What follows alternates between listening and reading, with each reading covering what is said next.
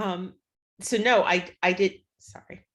I did not go to fashion school because my parents were basically like, fuck off. Like, I think, if you're working class or ethnic, a lot of times your parents are like, what a waste of money. You know what I mean? And my parents basically made a pact with me. They were like, if you go to state school and study, Communication.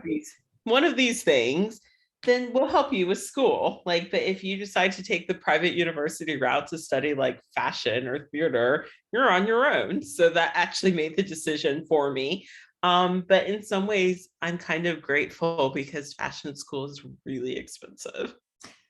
That's fair. I feel like I had the narrative of you can't study art because you will never make a living. And Yeah, that so was it. My parents were just like, you are not going to waste 4 years at university. Like it's not even that they don't value it. They just didn't see it happening for me. And like, I think that can be a variety of things. I think, you know, lack of diversity in these fields, lack of pay in these fields, you know what I mean? So like there's a lot of different elements where my parents were looking at it skeptically and being like, no, madam. So also, yeah, no, I went to university and I studied communication with a minor in film and a focus in journalism.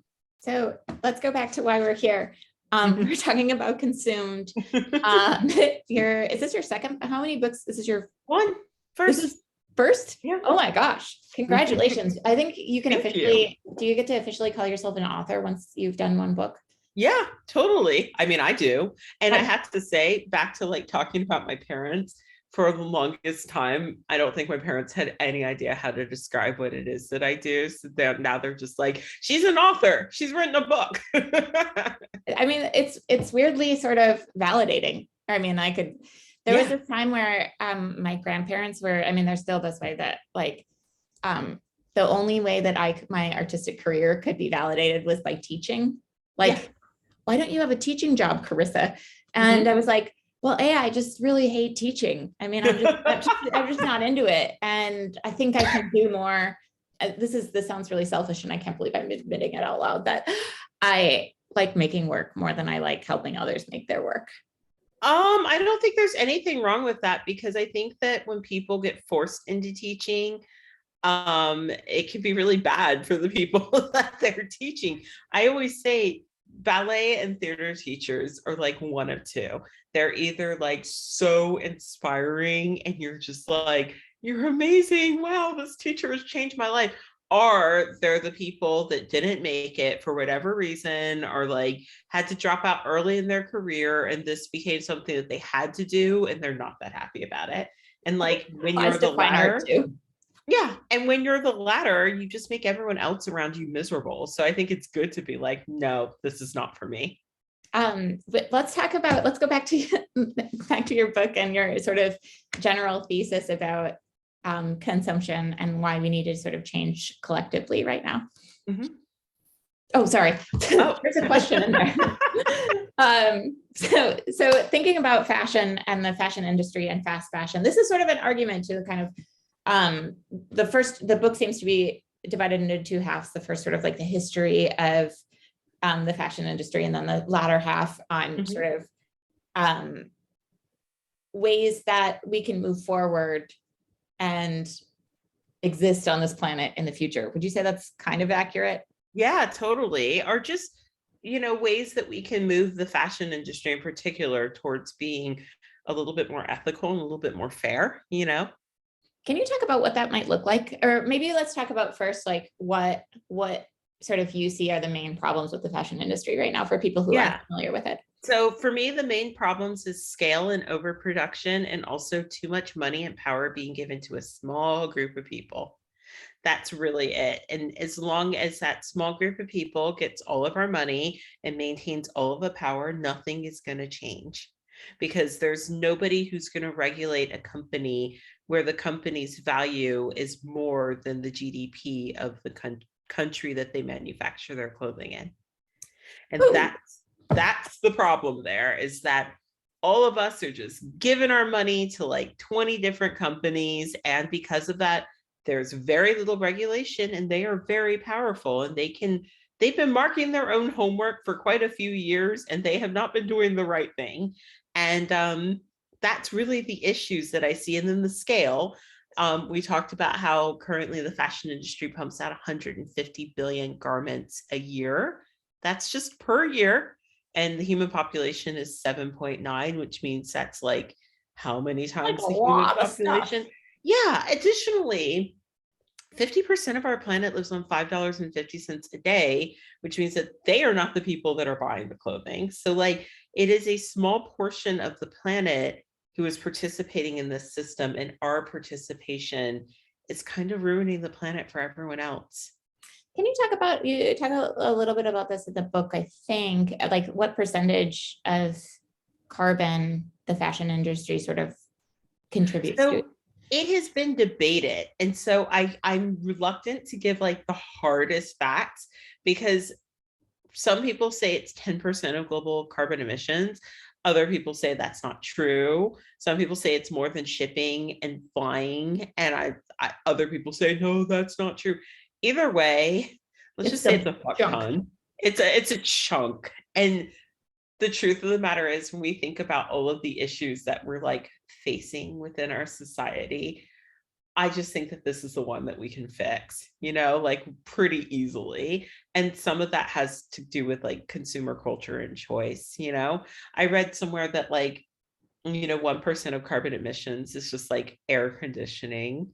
And it really blew my mind, because how many of us have worked in offices that are too cold? Like, I, every office space I've ever been in has been too cold for me. And it's just like, why? I had this, I'm married to an architect who has a lot of thoughts on this, but they always have employee controlled climate in the office because of the horrible, well, the sort of green, using less energy, but also giving people the choice on their Yes. environment apparently like greatly increases happiness at work. Oh my goodness. Apps. That makes so much sense. I've just had so many crappy office jobs where you just always have to have a sweater. Always. It's just like, to think that this is like aiding in the climate crisis, and I hate it. It just makes me so mad, Slightly rightly so. I think that a couple things that we didn't talk about during the live, I wanted to touch base on. We didn't talk at all about appropriation. And I feel like this is a big thing for me in my practice as an artist, but also sort of how you see the problem of appropriation in the fashion industry, and also the art world as well. Yeah. So appropriation is one of those issues where I always tell people, who's getting the money. Like, at the end of the day, we can talk about how we can all be inspired by each other as much as we want, but if the money isn't being shared, then that's not fair. You can say that you're inspired by Indigenous people, but when a large percentage of Indigenous people within the United States live in poverty, then like somebody is making money off of the inspiration drawn from this group of people, and this group of people is suffering. So that's wrong.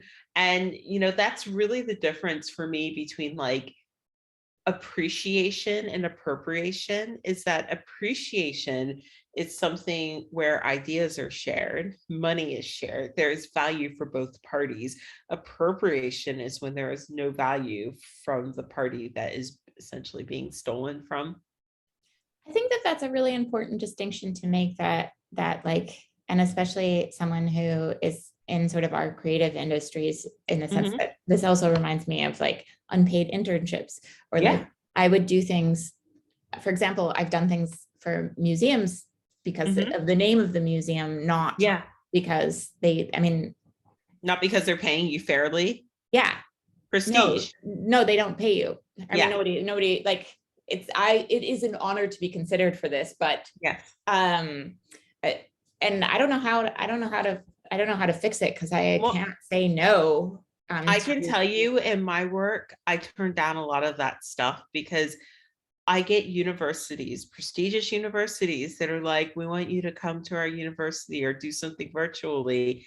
And if that university doesn't have my money, they can fuck off, because I would rather teach at a university that has no particular rating whatsoever for kids who are marginalized and aren't going to get the experience than let a prestigious university rip me off. Like, piss off, mate. Like, I know how much money your tuition is. Like, if you don't have my money, don't come in my email box. So that's the way I look at it, is I would rather do it for free for a no-name university than let a prestigious university that I know has the money rip me off on the work that I do. Aja, I wish I could do it. Maybe I can do it. And maybe this talk with you will inspire me to be a little bit more like forthright with my needs. It's really hard because these institutions be taking advantage of people. Like, they try it. I see the emails that come my way. I'm just like, you've got to be kidding me. And I think I get less of it because sometimes I do air people out for that stuff. Oh, you do?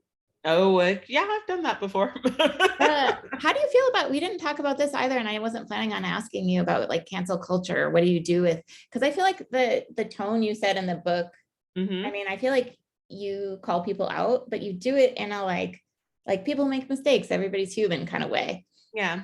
I think for individuals, let's have some grace. For corporations, let's get them. You know what I mean? Ooh, Like, yeah. I feel like we need to think about who has the power. And I think for certain people, they never actually really get canceled. You know what I mean? And so I'm not really that bothered about cancel culture. I mean, sometimes I see things going down the internet and I'm like, this is not really helpful or impactful. And that's the problem, is that stop, when people participate in a way that is not helpful and impactful, then like, what the fuck are we doing? Nothing. You know what I mean? But like, me calling in an institution that claims that they're behind my message, but they don't want to pay me, one thing that will do is make sure that in the future they tread lightly with people like me. Maybe they won't do that to the next person. Thank you for describing that, because I think that for versus individuals versus corporations, that's a line in my head that I hadn't actually verbalized. Yeah. In that, I think that like recently, I mean, I guess it's different for when people use your work without your consent, or when people copy your work without consent. Well, that's very annoying. It's annoying, but I don't do anything about it if it's like if it's like another person. And but I would take the same approach as you. I get pissed. Yes. No, I would take I'm right. Like, there are people that copy my post and they will copy it like lightly, and then sometimes it is blatant. Like, just take those whole paragraphs and attribute them to yourselves. If it's somebody on Instagram who like doesn't really like have much power or whatever, then like, it's fine. Now, if a corporation does that, I'm coming for them. You know, it's all about who has the power and who has the money. And you have to always sort of look at that from your approach. Like, is this a powerful entity? Is this a powerful person? Is this a person that should know better? Is this a person that only maintains that power through exploiting people like me? These are questions that I ask myself constantly. I wanted to, another thing, there are like 6 million more topics I want to ask you about it. And we're almost out of time. Thank you so much for going so much over with me. No, I don't mind at all. There was this lie that I feel like I get all the time about how poor people need cheap clothes, that you talk about in the book, that I feel like is really embarrassing and prevalent. Like, oh, yeah, people need to, I feel this way also with like IKEA furniture, for example. And not that you don't talk about that, but it's tough because like I do, like, there's a part of me that loves the idea that like modern furniture is not that accessible in a lot of ways, and IKEA kind of changed the game with that. But there aren't like 50 million IKEAs. There's like one, you know. That's true. That's true. But they also have their crap as well. They're responsible for like 1% of like deforestation on the planet. So like, they're, you know, it's a double-edged sword there. Aja, will you talk a little bit about though that myth that like that it's actually rich people who are buying the fast fashion? Fast fashion? So we broached upon that when I talked about how like 50% of the planet lives on $5.50 a day. We love to look at these systems and go, well, everybody's doing it, but actually no, everyone is not doing it. But additionally, I think it's really rich to assume that someone without funds wants disposable shoddily made clothes. Like my mother grew up in poverty. Like, let's just be honest. She grew up in Jim Crow, Alabama, and she has 8 brothers and sisters, single parent home. Not a lot of money going on there. My mother always looked at fast fashion as a bunch of crap. Now she's the person where she'll go to a thrift store, and she's been thrifting my whole life, which was a source of shame for me as a child because it wasn't very cool in 1990 to be like wearing thrifted clothing. Um, unless you were like in Seattle and you were cool, but like where I lived, it wasn't cool. But my mother never went for fast fashion because she always thought, why would I spend $20 on something that's like paper thin and disposable when I can go to our local charity shop and get this rich person's cast offs for $2? And oh, look at that, it's a North Face jacket. You know what I mean? So this idea that people without funds want Shein is ridiculous, and second of all, I would say the people that buy into the system to the point where the system is profitable and prevalent are not poor. The average consumer in America buys 68 items of clothing a year, and that is average. That is not the high. So that's roughly 1.5 items a week of clothing. If you are buying an item of clothing once a week, you're not poor. You aren't. But if you look at the top of all of these systems, you have billionaire after billionaire after billionaire. So poor people in America, just to give you an idea of the wealth, I did like some research about this because I wanted to learn about the different class systems of America. And poor and working class people in America account for 3% of America's wealth. So that 3% of money did not make all these billionaires. Let's get real about who's buying the clothing. So do you have any pointers in terms of, and I don't mean to assume that like we're roughly the same age and grew up. And we probably are. I think you're probably younger than me.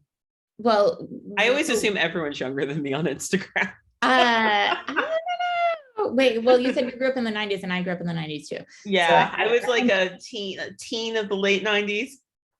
Yeah, me too. Okay, about the same age. But we had this sort of like, and to this day, like my mother, like finding a good buy is really part of our culture. And it's so ingrained that I can't, even though I know all of these things, or I feel like I have a grasp on like the problematic nature of this, I still can't. There's something in me that I cannot. Do you mean like a good buy is in cheap or a good buy is in good quality? What do you mean by good buy? So it's hard.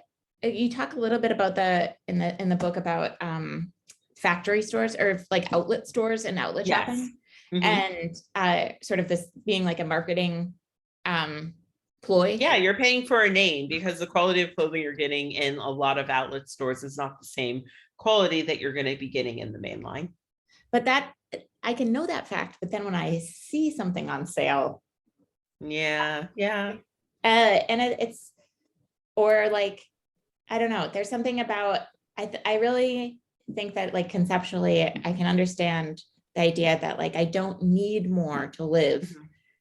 And I'm actually stealing something from someone else when I'm purchasing this.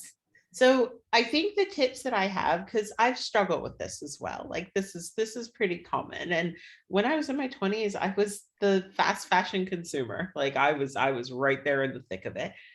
I always tell people, whenever you go into a store, wear the nicest thing that you own, wear the best quality items that you have. And we all have those items in our wardrobe where we're like, this is a good motherfucking jacket.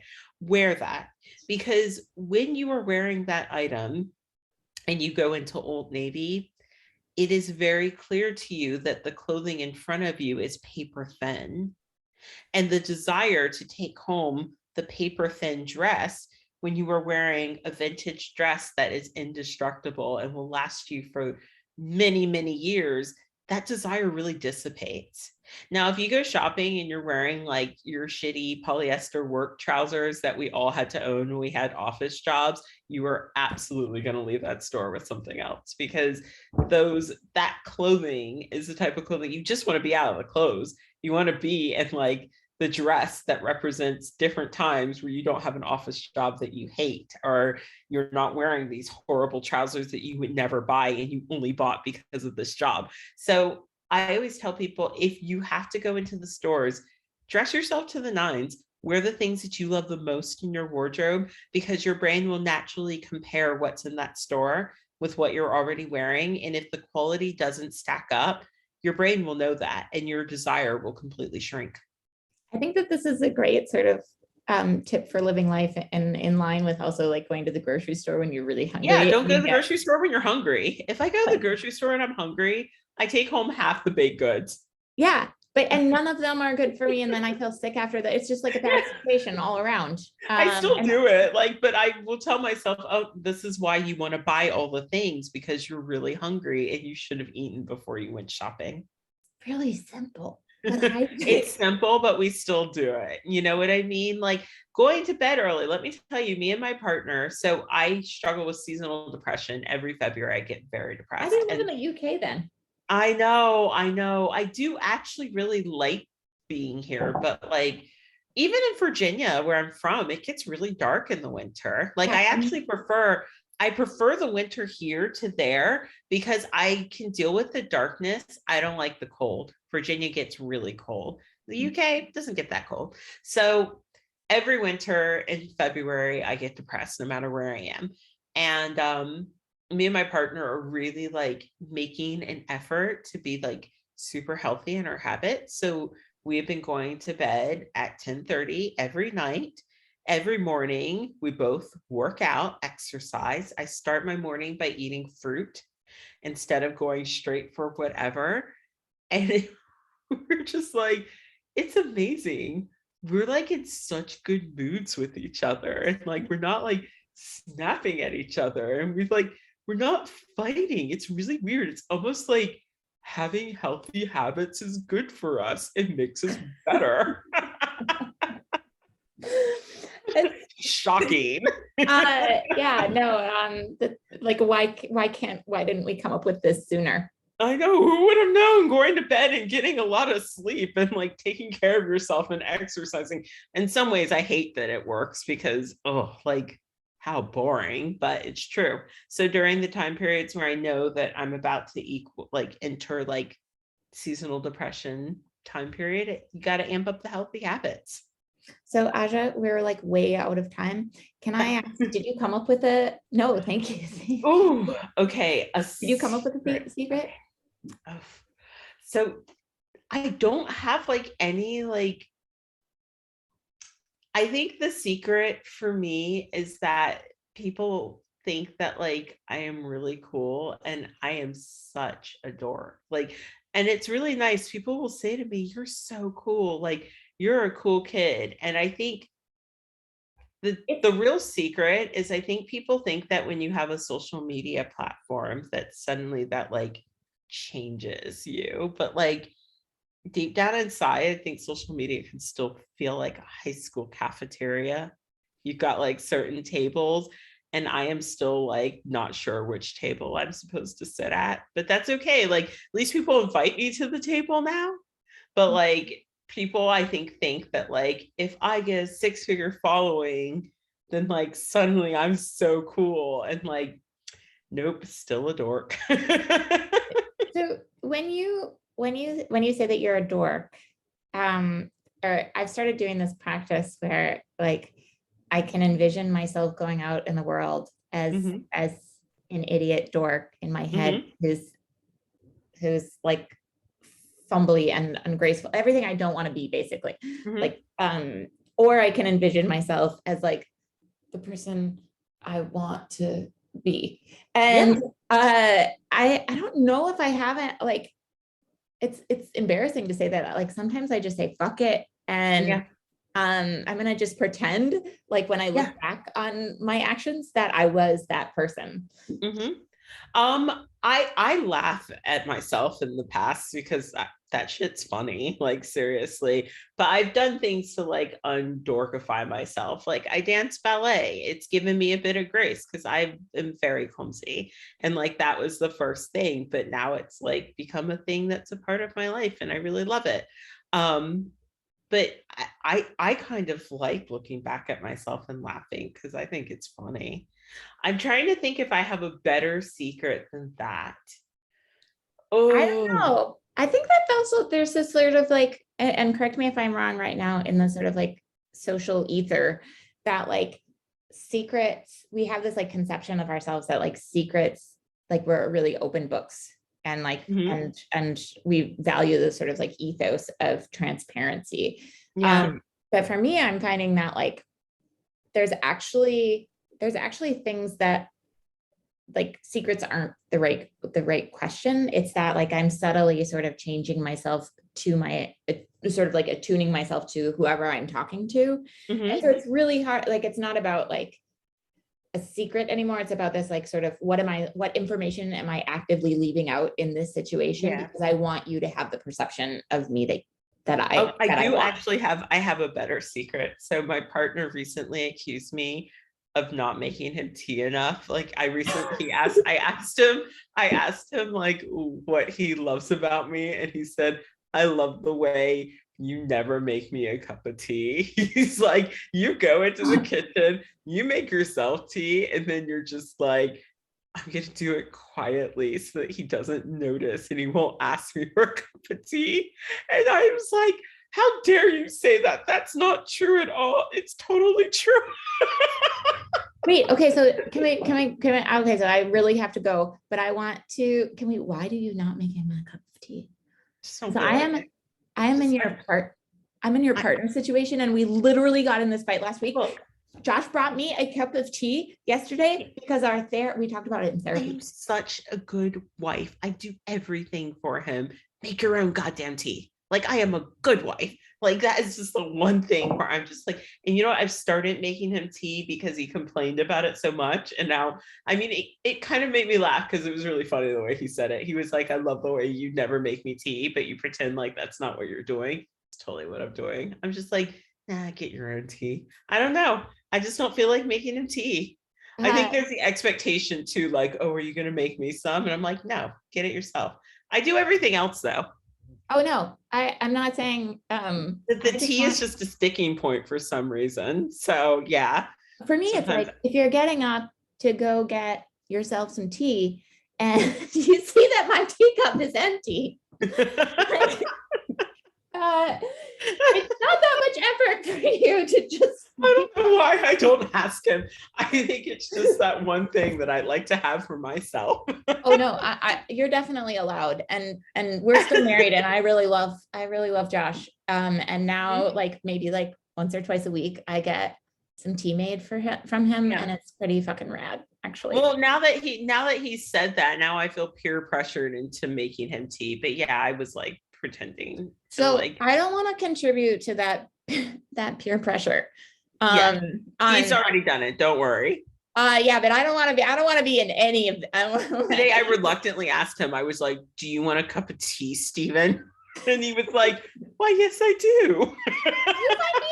Do you find being married to someone from the UK? Is it harder or less to be married to someone who is, because like I don't think I could ever be married to someone who wasn't American, like The culturally. cultural differences are there for sure. For sure. Uh, Some of them I really enjoy and find quite charming. And then mhm. some of them, like, I think that the UK, like, I think people in the UK are so weird about money. Like, I feel like So that's Americans, where Americans get it. well, no, I think Americans are way more cool about money. I feel like people here are a bit like, "Oh, money, like Americans are actually a little bit more like generous and open about money in ways that British people are weird about money. So I will definitely like I enjoy some of the quirks of the English for sure, Mhm. but some things I'm just like, you guys are weird. You are. I've only dated one person who wasn't American, or like grew up in the United States, and it was just like a clusterfuck of communication mishaps. That's And every day in this house, every day. it's like, I mean, we still have them here, but like it was exponentially Mhm. more complicated. Like, and props to you for making it work. What can I say? I just like a challenge, you know, like That's how do I make it so that love is way more complicated than it needs to be? Marry a person from a different country, and then you also have to get a visa to be together. I Fuck think, yeah, do it. but anything worth the effort is going to be hard. Yeah, and I think I do like to make things more difficult than they need to be. But you know what? He's cute, so I'll keep him. Asha, thank you so much for doing this with me. Again, the book is consumed. I'll put a link on the Substack. Thank No you. one tells Steve about the tea thing, okay? Like, can we keep this between us? But yes, I do pretend like I don't know he wants a cup of tea. So I tell all my secrets on that I don't tell Josh on my Substack because he doesn't listen to it and he doesn't read it, and it's kind of convenient. And I mean, I guess someday they'll never know. They'll never know. One day he's gonna go through all of it and be like, "What?" You intentionally don't make me tea. Sorry. Asha, have a great night. See you later. Thank you. Thank you again.